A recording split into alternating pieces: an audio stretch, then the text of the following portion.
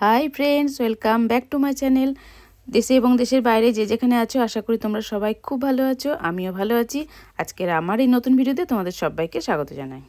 আজকের ভিডিওতে আমি তোমাদের সামনে শেয়ার করব খই থেকে মুরগি কিভাবে বানানো যায়, আর সারা বছর কি করে মুচমুচে অবস্থায় মুরগিকে স্টোর করে রাখা যায়, আর এই খইয়ের বা মুরগির উপকারিতাই বা কী, এই সমস্ত কিছু জানতে আমার আজকের এই ভিডিওটা তোমরা মন দিয়ে দেখতে থাকো, স্কিপ না করে। তাহলে যারা খই বা মুরগি খাও না তারাও কিন্তু শুরু করে দেবে খেতে এর উপকারিতা জানলে।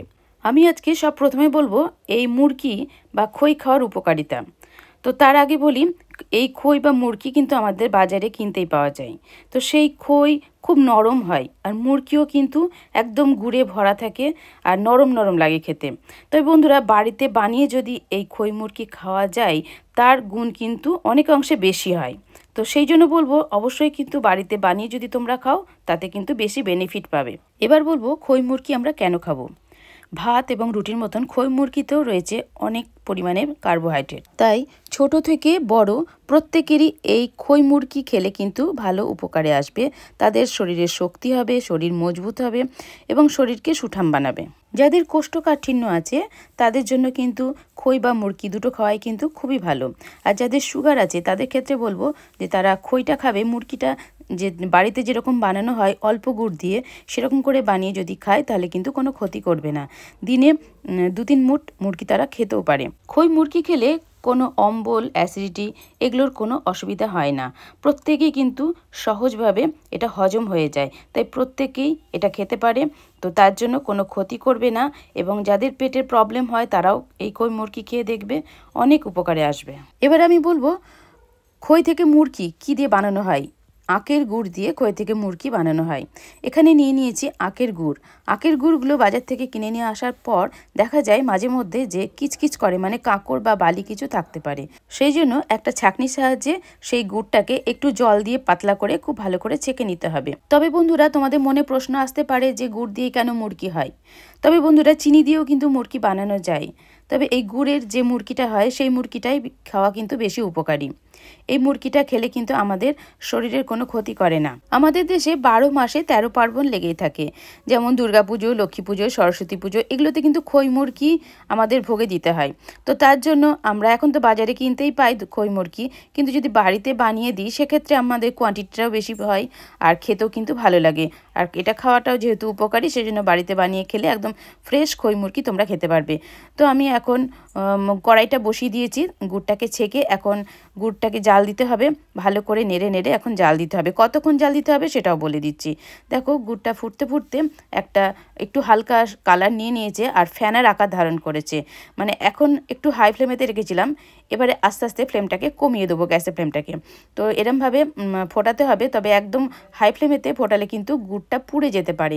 সেই জন্য মিডিয়াম টু লো এরকম করে করে গ্যাসের ফ্লেমটাকে একবার কমাতে হবে, একবার মাঝারি করতে হবে, করে করে এই গুড়টাকে ফুটিয়ে নিতে হবে। প্রথমে কিন্তু এরভাবে ফেনা হতেই থাকবে, ফেনাটাকেও এরভাবে নাড়তে হবে এবং গুড়টাকে কিন্তু ঘন আকার নিয়ে আসতে হবে। তার জন্য আমাকে 5 থেকে 7 মিনিট পর্যন্ত এই গুড়টাকে ভালো করে জাল দিতে হবে। এভাবে খুন্তি দিয়ে দিয়ে নাড়িয়ে দিচ্ছি। দেখো এখন যে গুড়ের কন্ডিশনটা আছে সেটা হচ্ছে একটু পাতলা। এই গুড়টাকে একটু ঠিক করতে হবে, তবেই কিন্তু মুরগিটা বেশি ভালো হবে। তো সেটা আমি কি করে বুঝবো কতক্ষণে ঘন হচ্ছে সেটাও আমি বলে দিচ্ছি। দেখো নাড়তে নাড়তে খুন্তি দিয়ে মাঝে মধ্যে তুলে তুলে দেখব যে কতটা ঘন হয়েছে। এবার অনেক সময় হয়তো আমরা এই খুন্তি তুলে যে গুড়টা লেয়ারটা পড়ছে সেটা তো হয়তো বুঝতে পারছি না। তার জন্য আর একটা প্রসেস হচ্ছে যে যখন এই ড্রপগুলো পড়ছে তখন দেখবে একটা চেটালো আঠা আঠার মতন পড়ছে কিনা, তখন তোমরা এই রকমভাবে হাত দিয়ে একটু চেক করে নেবে যে একটা সুতোর আকার আসছে কিনা। এভাবে আমি খুন্তির এই গুড়টাকে মানে ঝরিয়ে নিচ্ছি। নেওয়ার পর একদম গরম গুড়ে হাত দেবে না, একটু হাওয়া দিয়ে বা ফুঁ দিয়ে ঠান্ডা করে নিয়ে সেখানে হাত দিয়ে একটা ড্রপ নিয়ে নিলে তারপরে হাত দুটো আঙুল দিয়ে আমি যেরকমভাবে করছি এইভাবে দেখতে হবে টেনে টেনে সুতো সুতো, মানে টানলে পর একটা আঠালো চিটচিটে ভাব সেটা আসছে কিনা। ততক্ষণ পর্যন্ত গুড়টাকে সিম করে দিয়ে মানে লো ফ্লেমেতে জাল দিয়ে নিতে হবে। এ দেখো দেখতেই বুঝতে পারছো একটা সুতোর আকার ধারণ করেছে। তখন আমি গুড়টাকে নামিয়ে নিলাম। নামানোর পর এবারে এটা কি করা হচ্ছে না, এটাকে বলা হয় বীজ মারা, বা এই গুড়টাকে একটু ঠান্ডা হয়ে যাবে আর চেক করে দেখে নেওয়া হচ্ছে যে এই গুড়ে মুরকি দেওয়ার পর মুরকিটা শুকোবে কিনা। অনেক সময় হয় কি না চ্যাটচেটে আঠালো হয়ে যায়, চ্যাটচ্যাট করে মুরগিগুলো শুকোয় না, সেই জন্য এই কাজটা করা হলো। তারপরে সেই জায়গাতে এই গুড়ের যে গুড়গুলো ছিল সেগুলোতে একসঙ্গে ভালো করে মিশিয়ে দেওয়া হলো। ততক্ষণে কিন্তু গুড়টা একটু ঠান্ডা হয়ে গেছে। আমি কিন্তু তার আগে কিন্তু গ্যাসের ওভেন থেকে এটাকে নামিয়েও নিয়ে এসেছি। তো গ্যাসের ওপরেই কিন্তু খইগুলো দেবে না। এখন গুড়টা একটু ঠান্ডা হয়ে যাওয়ার পরে খই ঢেলে দেওয়া হলো। খইগুলো ঢেলে দিয়ে এবার কিন্তু সাথে সাথেই নাড়তে থাকতে হবে, মানে গুড়ের সাথে যাতে খুব ভালো করে মিশিয়ে যায় সেদিকে খেয়াল রাখতে হবে। অবশ্যই গুড়টা অনেকটাই ঠান্ডা হয়ে গেছে, এখন খুব ভালো করে মিশিয়ে ফেলা হচ্ছে। মেশাতে মেশাতে যদি আর একটু খই লাগে তো আমি আর একটু অল্প 2-4টে খই ছড়িয়ে দিলাম। ছড়িয়ে দেওয়ার পর সেটাকেও কিন্তু খুব ভালো করে মিক্সড করে নেওয়া হচ্ছে। এইভাবে আস্তে আস্তে সমানে নেড়ে নেড়ে মিক্সড করতে হবে। তবে মিক্সড করার সময় থেমে গেলে চলবে না, তাহলে কিন্তু গুড়গুলো দেলা পাকিয়ে যেতে পারে। এখন দেখো কিছুটা আগেই খই বানানো হয়ে গেছিলো, সেইটা আমি দেখিয়ে দিচ্ছি। এখন ওই খইগুলো আমার মা কড়াইতে নাড়ছে। নাড়তে নাড়তে দেখো আস্তে আস্তে কীরকম শুকনো হয়ে যাচ্ছে। তোমরা দেখে বুঝতে পারছো, কারণ কড়াইয়ের সাইডে যখন বীজটা মারছিল এই কারণেই, মানে খইগুলো যাতে শুকিয়ে একটা একটা করে ছেড়ে ছেড়ে যায়, তবে কিন্তু পারফেক্ট মুরকিটা তৈরি হবে। আর এই মুরকিটাতে কিন্তু বেশি গুড় লেগে থাকবে না, অল্প অল্প গুড় থাকবে, অল্প অল্প মিষ্টি হবে। এটা কিন্তু খেতে দারুণ হয় আর এর মুচমুচেটা দুর্দান্ত হয়। আর এই খইগুলো বা এই খইয়ের যে মুরকিগুলো সেগুলো কিন্তু দীর্ঘদিন মুচমুচে থাকে। তবে সেটা আমি বলে দিচ্ছি, এই মুরকিকে মুচমুচে রাখতে গেলে তোমরা একদম কাঁচের কন্টেনারে ভরে রেখে দেবে এয়ার টাইট করে, তাহলে সেই মুরকি সারা বছর কিন্তু মুচমুচে থাকবে। আর যদি কোনো কারণে মুরকি যদি মিয়ে যায় বা নরম হয়ে যায়, সেক্ষেত্রে তোমরা একটা কাপড়ের ভেতরে কিছুটা মুরকি ঢেলে দেবে, তারপর সেটাকে একটা পুটলি করে কোনো মুড়ির কন্টেনারের মধ্যে রেখে দেবে। মানে বড় একটা মুড়ির কন্টেনারের মধ্যে মুরকিগুলোকে রেখে দিলে একদম মুচমুচে থাকবে। 4-5 ঘন্টা রেখে দিলেই সেটা কিন্তু মুচমুচে হয়ে যাবে। বন্ধুরা, নেক্সট কোনো ভিডিওতে তোমাদের সামনে মুচমুচে খই কী করে ভাজা হয় ধান থেকে সেই প্রসেসটা বলে দেবো, আর সেই খইকে কীভাবে মুচমুচে রাখতে হয় সেই প্রসেসটাও নেক্সট কোনো ভিডিওতে তোমাদের সামনে শেয়ার করব।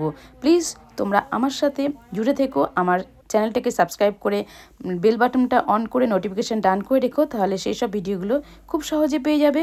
আমার এই ভিডিওটা ভালো লাগলে একটা লাইক করে দিও, আর কমেন্ট করে লিখে জানিও কেমন লেগেছে আমার ভিডিওটা, তাহলে আমার কাজের আরও অনুপ্রেরণা জাগাবে।